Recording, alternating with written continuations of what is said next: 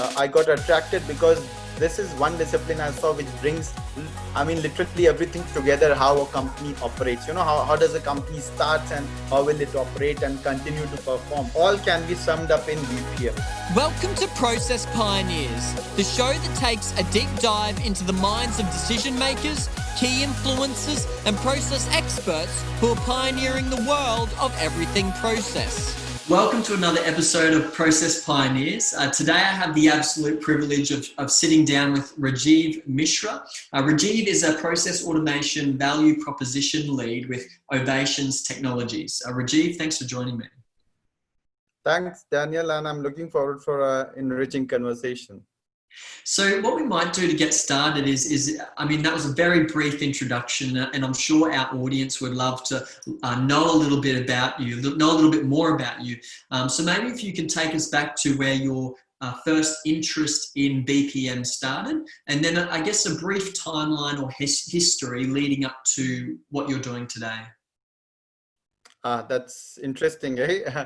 So I actually stumbled in BPM first time while I was doing my master's, and we had a subject called as business process management.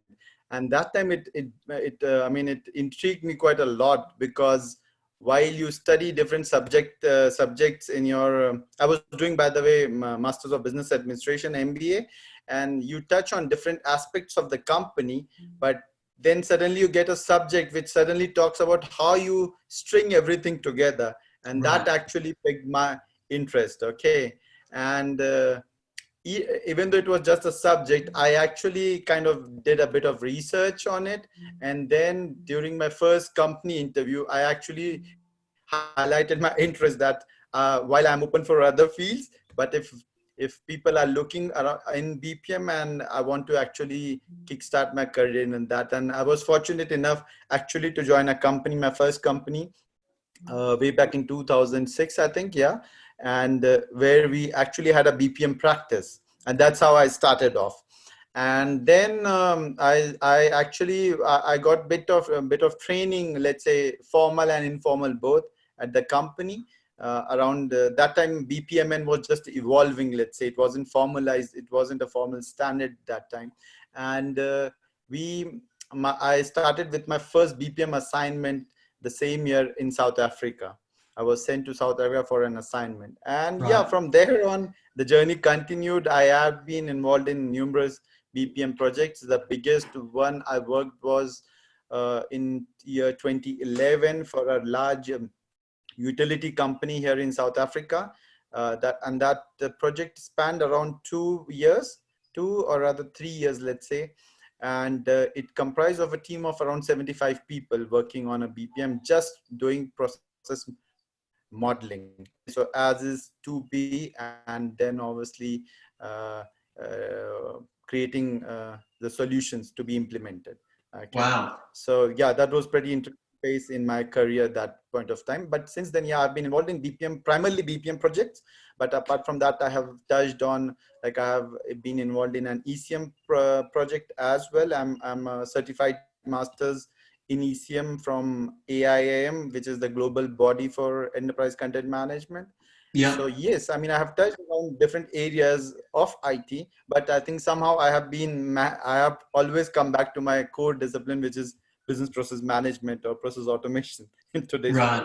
Yes, that's me. And that's great. And I would say that it takes or should I say it attracts a certain type of person, BPM. And as you were talking there about when you first had that interest, and you were going for that job interview, and you really liked that area. I think whether someone is going for that job interview, or maybe they're already working within an organization, but they get attracted to the business processes and understanding it and improving it, whether they're in a business process management role or not. I would say that there's a certain type of person that they just think that way. They look at the world that way. I will agree 100% with that, Daniel. Yeah, you need to be very curious, first thing, and the second is you have to be a bit crazy also to be like to sticking to your field, because we don't see that much in in our, let's say, IT space that much. People try to hop off to new technologies or new. But for me, this, like I said, I got attracted because this is one discipline I saw which brings, I mean, literally everything together. How a company operates. How does a company starts and how will it operate and continue to perform. All can be summed up in BPM. Via BPM. That's one lens, I will say. And that was my, I mean, that interest continued. So irrespective of the technologies and the standards coming into the market, I believe the fundamental still remains intact very much. Okay. Yeah. And yes, I mean, and that's what is keeping me alive and, interested in this field and to contribute to the field. Yeah.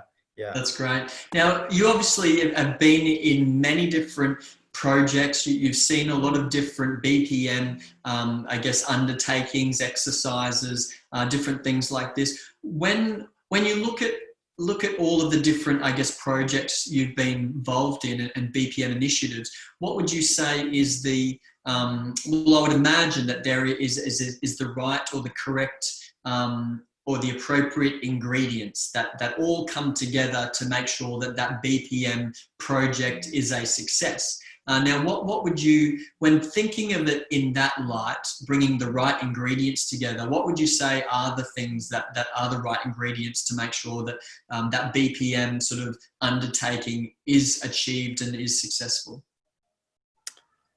Very interesting question, eh? I need to go back in time. If I scan all my projects, I think the underlying theme, Daniel, will be that first and foremost is you need to have the right vision with that BPM, with the BPM project. Okay. And again, when I say that, it's a very much, I'm referring to being not to be bedazzled with the technology, which will come as part of the BPM project.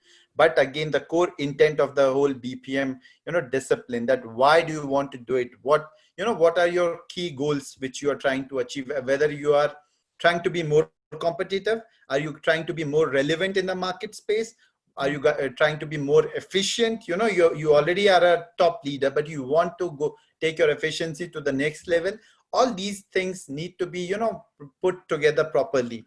And I think this dilution of vision was, I think, and I think it still continues to be the biggest factor in terms of making a project a success or a complete failure. Because the moment it is conceptualized, okay, with the best intent, and how it gets executed, and we know the classical gap between strategy and execution, that hits these projects quite a lot. And again, BPM projects typically have been associated with a long running and a big exercise also. So I think that itself also, I think that also lends to that thinking that the dilution of vision starts happening, and you need to manage that very well, be it effective. And again, I'm even though I'm saying the vision part, but that literally translates into what do you want to do at the end of this project, and how to continuously keep people engaged, that what you are working toward, what is that big common goal, right?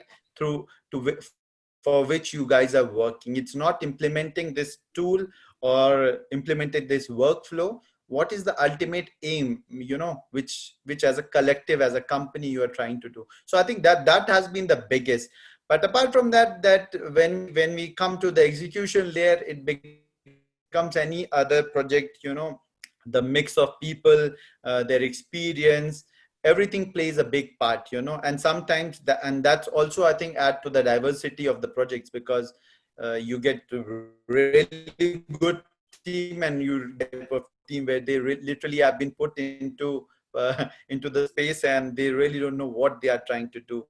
And I think that's also comes from the fact that BPM itself is a maze. And I was having this discussion yesterday with a professor of BPM just 2 days back, and I bounced this thing with him, and he agreed with me 100%. I said, Professor, looks like BPM is actually a maze. Nobody knows, unlike some of the other IT disciplines, where you can actually go to a standard body of knowledge or a one body and say, if this says yes, you follow it. BPM is very different, because I think this field has been shaped primarily by experience of people people, the pioneers who started maybe from management consulting side, from the IT side, all those people, it was shaped from them. And then as people came and joined this field, be it a developer who has taken up a, let's say, a BPM developer role and built up his understanding that this is what BPM for him is, versus a process engineer who comes from an industrial engineering background and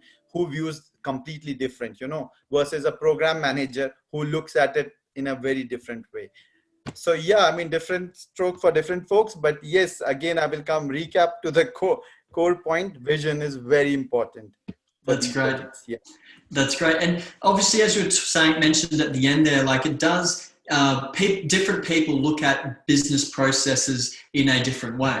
For some people, it's the tiny day to day, like what's the next step? What's the next step here? But then obviously is, I guess, for senior management or exec level, they're looking at the business from that strategic level. So would you say that BPM is a strategic tool? No, definitely BPM is a strategic tool, and I think we have got adequate case studies across, I mean, at a global level also, that where BPM is used. And like I alluded sometime back, when we were discussing about BPM, that what do you want to be, what's the vision again? Do you want to be competitive? Do you want to be efficient? And that's what the execs, that's what keep execs, I think, awake at night, right? I mean, when they see the like we call in South Africa rand and cents, or outside I think it will be dollar and cents or pennies, whatever. So when you look at the your books, finance books, and then you say, okay, now what should I do? How do I meet my shareholders expectation? And usually the short route is people get bedazzled by technology side and say, oh no, the competitor bought this big application and that's what changed it. No, it might have played a big part, you can say, but it's not all, and that is where you have to come back to your roots and see, okay, I have a big company, I have been a leader, but where did things go wrong, bit wrong, where I need to introspect and look at. And I think BPM provides a very good lens for that. It provides you that lens to look at your inefficiency, your quality angle, your people angle, because people in the sense roles and positions, how are they actually, they need to be updated, do they need to be made more relevant with the new Right. in the new age, so all these angles come from BPM. But obviously if you have managed and if you have actually matured, like you were alluding some a few minutes back regarding different maturity of organization, so depends on that. But yes, I think be it a greenfield organization or be it a highly mature organization, BPM offers a complete, like, advantage to them, only if they are aware of it. That's another angle, so people think it's not for me. What they don't realize is that you are actually doing a process management day in and day out, but you are just not being aware of it. It's just like the process of breathing and process of listening. You are part of it, but you are not conscious of it that much, right? So Right. yes, I think, yeah, And, it and does provide. Yeah. I was just going to say, so what do you think some of those objections or the resistance towards maybe a BPM framework are? Like, obviously, they might be doing it already, but maybe unaware of it. But why do you think, or I guess, what are some of the objections that you've come across, that you've faced when, I guess, talking with an organization about adopting BPM? So again, Daniel, the thing is people's aspect of BPM, and it has been emphasized that even if you look at literature and in real life both. I mean, you can't discount the people as angle, and that is where objections become the most. Why? Because the invisible layer of organizational change as well as politics play a big part in BPM, because BPM questions the very essence of existence. If you think logically, right, it Right. actually goes to the root cause of uh, questioning each and everything and re-looking at it from the intent or the angle, whatever you are trying to do, and if it doesn't fit the bills, sorry, it has to perish then, or it needs to change. And we know as people, we are very much, we have an inertia and we don't want to change. So that is where the biggest objection starts coming through, and it emanates through various angles. Then someone can object in terms of being it BPM being a very costly exercise, or the time is not right because it will disrupt your business as usual operations, because the applications to realize part of BPM, I mean, we cannot shy away from big applications which are required, but the cost of them, maintaining them and getting upskill, big objections to that. So people try to time the market essentially in this case also, that okay, this is not the time, let's do it later. But let me bring another angle. How about the situation we are in currently, this COVID-19 pandemic? You People have been, organizations have been pushing digital for so long, and suddenly you get a completely new force which comes and says, be digital or perish now, tomorrow, that's it. So all those discussions of, no, our data is very private, valuable, our applications cannot be moved outside, where will it go? Because your people are unable to go to the office now, right? Yeah. Only if your processes would have been made so much resilient, right? If you would have thought about it at the proper time, it would have definitely given you a competitive advantage as still at this stage. Because uh, come to think of it, your customer who is in an equal dire situation, locked in a house, still wants to receive your products or services, and Yes. you, sorry, our online channel is still a work in progress, sorry, you have to go away, right? Yes, So yes, yes. that's, sorry, I digressed a bit, but I think you got the point, right? What I was trying to Yes. portray. That's Yeah. right. Now, when you talk about like process automation, obviously, like we've just talked about, I guess, objections and resistance to BPM in general. But I guess when something, when an organisation maybe sees another organisation doing something and it's working really well for them, I guess one of the probably the most recent versions of that in the last however many years has been process automation in its various forms. And I feel like organizations will, they've heard about process automation, and for some of them, the immediate response or reaction is, oh, let's just automate everything. But talk to us a little bit about how an organization should approach process automation. I guess like for some of them, they want to bypass or skip the whole documentation of it. Let's just automate what we're doing. But yeah, talk to us a bit about when is the best time for an organization to start that process, and what is that process? Well, yeah, I think the best time to automate was yesterday, and the second best is today. Okay, so that's that's the answer. But okay, so to take on that approach part, Daniel, definitely, it's yes, it becomes quite a exercise to understand first, and that is where the process modeling, or the documentation of it becomes so relevant. Because yes, you do find camps where people will be saying, why do we need to even look at as this? Okay, we need to scrap it and let's do completely new way. But then you are, if and this is more relevant for companies which have which have been in the market for years. And Mm-hmm. you are essentially asking to write off all the experience, all the tacit, the knowledge base which has been captured there, just like that, because you are saying, no, cloud is the new, or any new technology is the new way we will do it. No, cloud has been built on based again on the old technologies. I mean, it has evolved essentially. Same applies in processes also. So you need to know where you are standing currently, and for that you need to have the modeling framework, okay, or processes somewhere model, and then say, okay, now I'm here and I need to go to the next stage. fair enough. And when I move to the next stage, I will scrap all these processes, which is 100% fine. But if you don't know where you're standing, it's like in a GPS, right? You don't know your current location. How will you how will you feed into the system? Where do you want to go, right? Right, So for right. that becomes a bit it's a very different approach altogether, where people say yes, the startups, for them it's a greenfield approach. So and they come up with a very let's say they are bringing a very fresh perspective. But then at the same time, companies who are trying to, let's say, imitate the startup, because overnight you are 100-year-old company and Right. you want to imitate a startup then, right?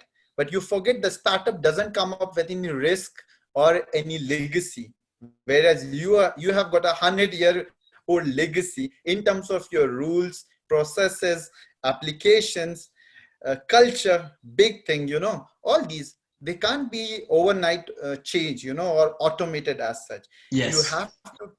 Yes, and if you do, I mean, we know all this in our system theory. If you put too much pressure, the thing will break. Okay, so that's why it becomes a bit, I think, very drastic for people who want to take the completely different approach. But having said that, yes, I have seen uh, processes getting automated completely, but at a very low scale. And again, the typical approach is then you take a very low risk, low impact, and just see. Why? Because that full automation, maybe you're trying to test the new technology. Okay, Right.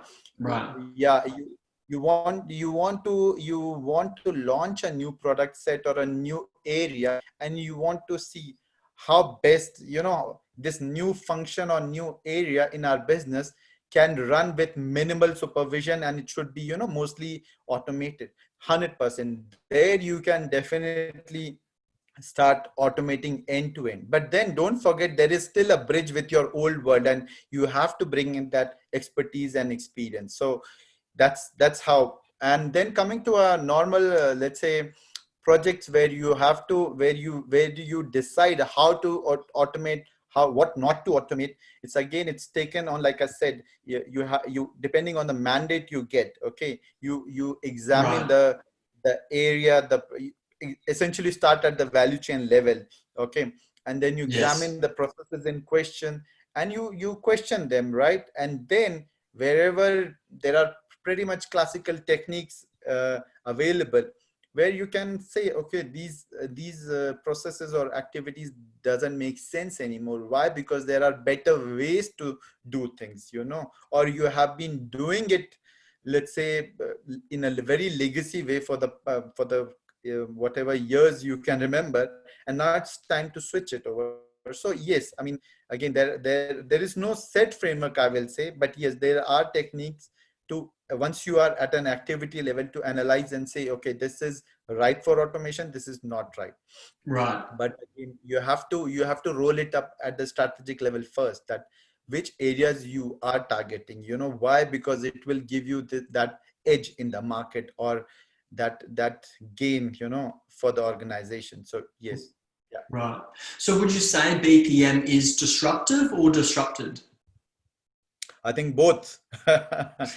So it is getting disrupted by, obviously, I think, okay, let's take one step back. It is disruptive for the organization. And I think we talked about it just a few minutes back, right? How it can be used to disrupt the organization, right? Absolutely, yeah. If you are looking at it that way, definitely. And how it is getting disrupted is, again, I think I will allude to the diversity I was mentioning some time back, because of the people coming and maturing in the discipline. So obviously they bring in their own experience from different fields, and then they try to uh, interlink or correlate their experience or expertise in different field into the process management field, and that gives birth to new thinking and new way of doing things in the BPM as well. So having said that, yes, it is, BPM is getting disrupted. If you look in the market, I will say, in standard form, definitely we have seen emergence of couple of new standards coming into picture. Obviously not getting adopted at this stage too much, but uh, for me it's good, at least people are talking, coming together. Then in terms of technology, a big shift is happening. Okay, so BPM being a big monolithic application, if you think about it, BPM suites, rather not BPM but BPM suites, they have completely changed over the past couple of years if you look Mm. at it, right? Yes. So literally you I mean you all most of them, I will say, have adapted to the new technologies, the new in technologies in the market, and it is available for business to use for their own competitive advantage, in whatever format they want. So I mean, for an example being that you really don't need to buy a big application anymore. You can actually just buy just a modeling tool to do analysis. Okay, and earlier you have to buy a modeling tool, and then to execution you are to have to buy a workflow engine, from the same vendor, if you can say that. But now it's completely different. And in the sense, also that those these BPM suites, they have become completely cloud native as well, Mm-hmm. with there are a couple of vendors, and uh, they have completely re-architected their product set, and it's fully Yes. cloud native. So you are literally realizing all the benefits which the new tech stack is bringing. Okay, so you really don't have to be cautious now that, okay, no, I'm buying a legacy technology. No, this is up to date. And yeah, and then the other disruption I see is BPM integrating so nicely with rest of the other systems. So earlier BPM was, again, I'm talking from pure technology perspective. Earlier it was looked as a glue to bring together, and it used to have its own challenges. But now, because of the advent in technologies, okay, the new whatever strides we have made in technologies, literally it becomes seamless now to to for the BPM system to be connected to your different system, be it back office or front office, doesn't matter. And I Yes. think that's a very positive step. Yeah, I mean, in terms of evolution. And then obviously the last, and without that, I mean, mention of AI and machine learning, it becomes, I mean, the story won't be complete, right? So that field hasn't left BPM untouched as well. And I feel so happy to see again the strides made in from that side. So I mean, we call it process intelligence now. The industry term is process intelligence, and Right. that is coming to the fore. And I mean, business organizations are getting aware of this thing as well. How do you leverage AI and ML to be used in the BPM space? Okay, so yeah, I Mm. think BPM is getting disrupted big time as well.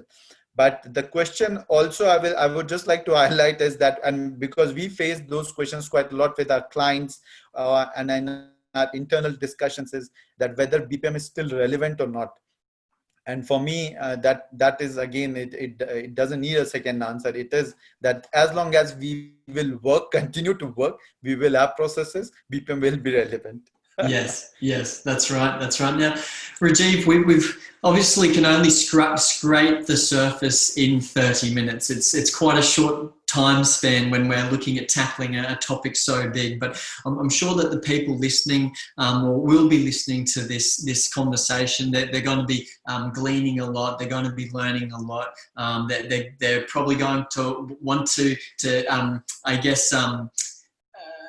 Have further conversation with you to understand more of the topics that we've been talking about with today. But I just want to thank you for sitting down with me, for joining with me, and for answering or talking to me about BPM, despite obviously the short time frame. So Rajeev, thank you so much for joining me. No, my pleasure, Daniel. And it was actually a very nice conversation I had after a long time. So thank you so much for your time as well. Thanks, my pleasure.